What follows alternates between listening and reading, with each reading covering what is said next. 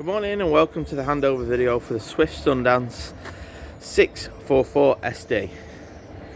Walking around the vehicle from the driver's side, we have the fridge vents, your water filler point. So you use the key, turn the key, twist the cap, pull it out, fill it up with just a standard hose pipe. The side of it, the customers had fitted a 12 volt socket which allows you to fill up from an external water carrier should you want to fill up without moving the vehicle. Behind that we have the mains inlet point.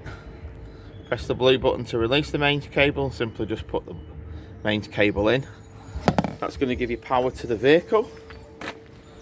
For the back of that we've got, press the two buttons together, make sure it's unlocked, the toilet compartment. Slide it out, press the orange button, tip it up, release the grey cap to empty it, clean it out, put the grey cap back on, slide together, pop back in, and then just lift up the handle, make sure it's seating just in that position there, and then close. This locks with the key, one key that does the toilet and the external locker. To the rear of the vehicle, it's got a twin camera fitted to the vehicle, a rear ladder to give you access onto the roof, and a 2 bike rack. Not always standard, these options. Round to the passenger side, we can see just underneath here, little grey lever, is your wastewater valves. This is the water that goes down from your sink and your taps. Simply just turn one way to empty it and turn the other way to allow the tank to fill up. Forward of that we've got your flue for the heating system. Please be careful, this does get warm. And then by pressing two buttons we'll get you into your gas locker. You have a regulator just up there. You will need to obtain a pigtail, which is a rubber hose for your gas bottle, and a gas bottle. Close that, go forward, that is your external hatch. Again, one key is going to open all these and that gives you access inside the vehicle. You have got your additional arms, and underneath that black panel there is where your leisure battery is located. Please remember as well, you have a little fuse there. Should you lose power to the batteries, just check that little blade fuse there. Forward of that we've got your diesel point, so just use your main Fiat key to gain access into that quarter turn. Put two fingers either side of it, just like that. Quarter turn to release it, fill it up, and then quarter turn to put it back. Cab wise, most Fiats are pretty standard. Bonnet release catch. Engine battery is located just underneath this panel here, and your toolkit is just located underneath there. The seat itself has adjusters to lift up the seat at the front and the seat at the back. Armrest adjusters are just located there, and the seat back adjusters just located there. We have got a glove box on this side and a lockable glove box in the middle on this version. Above, again, we have more storage, and your passenger airbags just located under there. On this side of it we've got air conditioning, CD radio, and your hazard lights just in the middle. On this side we've got steering wheel controls on this particular model. It is a manual gearbox, 6-speed gearbox. We have got trip counter just on the end here, and your windscreen wipers just on this side. On the opposite side we've got your indicators and your lights. It's fitted with Remy's cab lines. They simply pinch together and go across to the middle, and your reverse camera monitor is located on the mirror in this model. You have on the side blinds as well, so that will secure the whole area off in an evening. On the door itself you've got your electric window switches and a lock button, and your mirror Joystick simply just moves around and then select which mirror you want to move. It will operate all 4 mirrors, top and bottom. Handbrake's located on the right hand side of the seat, and to swivel the seats around you simply move these little switches here by pulling them back, and that allows you to swivel the seat around. Underneath the bonnet, lift up the little yellow lever to give you access to the bonnet, and it has a stay position just there. We have got positive point for jumping the vehicle just located there, and then negative point is just here on the front of it. Pretty compact. Oil and dipstick just there. Screen wash in the corner. The seat swiveled round should just look like that. Moving back of that, you have got your side seat here, and your 2 travelling passenger seats just located there. Control panel wise, we have the main control panel above the habitation door. Simply put the power on by pressing the power button. This will also let you know that you are plugged into mains. You have a button that turns on the awning light, a button that turns on the pump, a button for the lights inside the vehicle, and then a button to tell you all the lights indicating at once. On the left hand side, as it says, if you press the button individually, it will light up the leisure battery, and then it will show you what is in your freshwater level. Same on this side, it tells you what's in your wastewater level and your vehicle battery. Self-explanatory pretty much. One thing you will need to realise on the Swifts is it does have a separate panel here, and you must make sure that that this switch is turned on, which says system shutdown. It is like a master turn off as well, and above that you've got the buttons pressed in for the relevant items that you need. So again, telling you that your charger, so that's letting you know you need to have that turned on for your vehicle battery, for your leisure battery to charge. You've got your space heater, so that must be pressed in and lit when you want your heating to work, and that must be pressed in for your water heater to work. So just as it's showing there, the 3 of them lit up. If you want to turn them off and isolate them, you simply push the button in again and that releases it. Next to that is your main Icd box. So if your power is tripped and you're not getting anything into the vehicle, check that, as well as your mains cables. And at the lower position here, you have got your fuses. So quite easy to find, and that is located just behind the driver's seat in the cupboard above. Now everything that I go through today will be contained in the book pack, and that's in that black folder there. The cupboards, you will hear them divinely click to let you know that they clicked. All of them are the same, so make sure that they clicked before you set off. The cupboard, you'll see that the grill pan is located up there, and your chopping board drainer for the sink. Sink is just located there.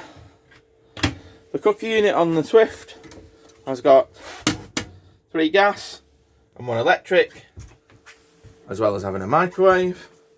Pretty much like a standard cooker unit at home. It's got a separate grill with your controls just here for your grill. Your burners are all located in the position defining which one they are, and your electric one is at the end.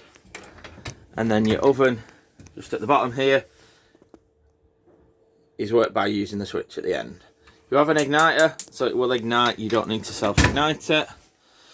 And again, we have cupboard spacers, sink plugs located in there. More storage, again with another drainer here and a pull out section. Again, making sure that you hear the click. Moving to the fridge. So it's a Dometic fridge. Simply press the little standby button at the end. Yeah. Now you will need to select either mains, so when you're plugged into mains, gas when you're running the gas, or the battery option when the engine's running only. That only works when the engine's running, it won't work without that. The last option you can select is the automatic function, and that will auto select the function that's best for you. The button at the end allows you to control the fridge temperature from coldest to hottest. To get into the fridge, simply press these two buttons down and it does open up. There is a little fridge catch here where if you want to use it in the winter, simply slide it out and shut the door and it will allow it to breathe. But it is clearly shown to be working because it lights up. Turn the unit off, press and hold it and the light goes out. Pretty simple, I think you'll find. Moving further back, we have got it set up. This particular model has two options. You can set it up as a lounge, or you can set it up as this customer's ordered it as a fixed bed option. There is storage underneath. Should you want to know how to do it as the lounge option, please give the salesman a call and we'll be happy to indicate how that works. Space above simply just opens and clicks as per all the other ones. Again, just making sure that these are closed and clicked in place before you go around. You'll see there's a few light switches around the vehicle. Simply turn it on and off to turn on the light switches. And the van comes with fly screens and blinds. They're all the same all the way through the vehicle. To release it, lift down and up, lift down and up. And to open the windows, simply twist, twist, and then lift up, and you'll see in the corner here it has some little turn. You just turn them tight to hold it in place. To release it back, and they're just located on both sides of the window stairs there. You might also see on the bed as well, that is your pole for your table and your awning rail, for opening the awning rail, your handle, sorry.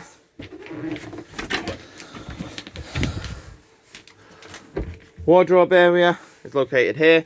So these are where we put your makeup cushions, and above is the aerial. So to use the aerial, simply release the little bracket there, push the pole up, secure it in place. When you're moving off, make sure that you pull the pole back down, tighten up the pole, and away you go. TV wise, generally the TV is located here and is removed for transit. And again, you have a good storage cupboard above.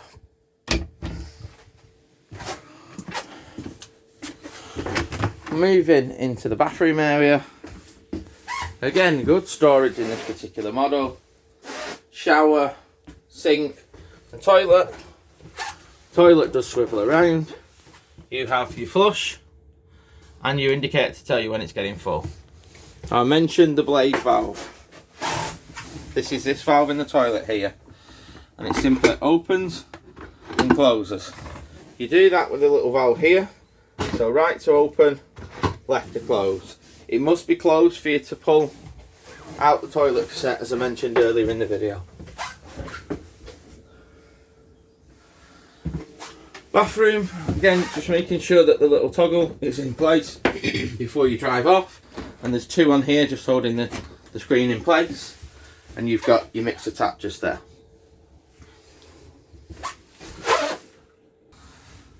Light switch for the bathroom and the shower area is just located to the left hand side of the sink. So, the freshwater tank, it's located underneath the hatch in the floor. To gain access to it, you remove the cover and the black cap, and to allow it to fill up, you simply put the bung that is supplied with the vehicle into the hole at the bottom of the tank to stop it from filling up, and then to remove it, you simply pull it out of there. So that is located in your freshwater tank. So once we've filled up the freshwater, you need to go back to the control panel and press the pump on, which will then allow you to get water to the sink. Simply turn the tap and you'll see the indicator on the tap to the hot position. Open up the tap, just by simply lifting it up, and you will get water coming out of it. Now you need to get it to a steady stream like it is at the moment, which means that you've pulled it through your boiler. Yeah. Your boiler is located underneath the rear facing seat, and the one thing that you must remember to do on here to allow the boiler to fill up is the little yellow toggle valve down there. Now in the position that we're in at the moment, with it in the horizontal position, it will allow you to fill the boiler up. If you do forget and it is in the vertical position, water will simply empty out of the vehicle, and you simply just flint it up to empty it. So you'll see it in the horizontal position and put it down, sorry, in the vertical position, and put it down in the horizontal position to allow you to use and fill up the boiler. Once you've got your steady stream, then you'll come across to your Truma panel, which is your heating and your hot water panel. You'll simply press the button on at the bottom there, which will allow you to turn the unit on.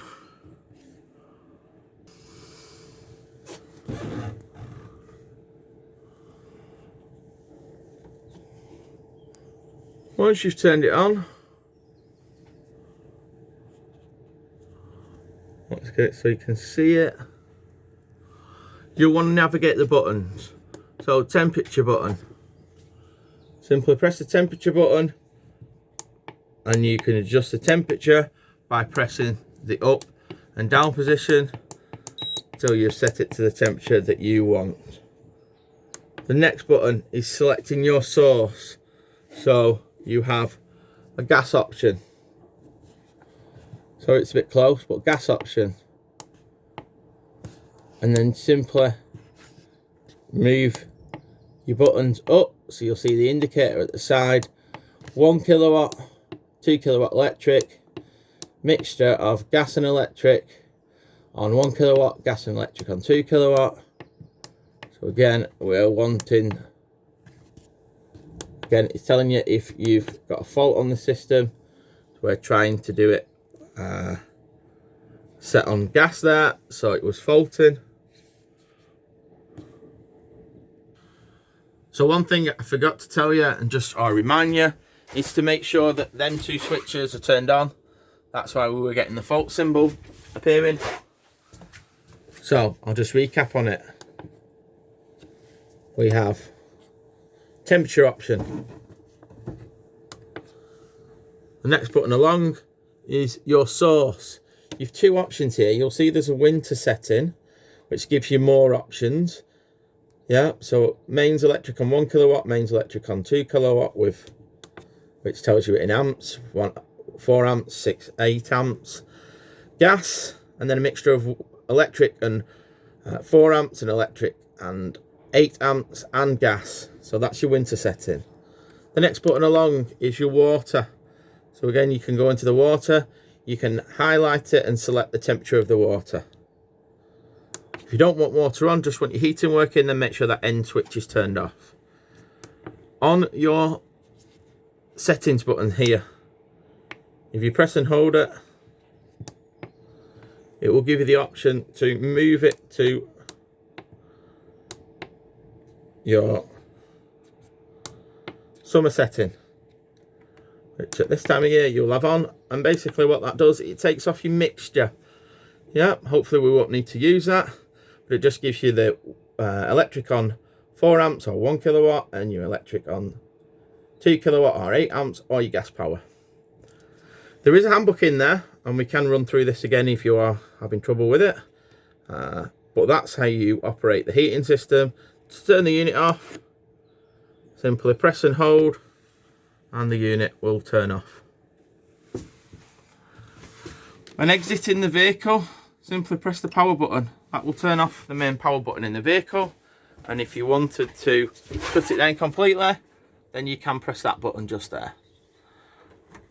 I'm just going to isolate off them switches.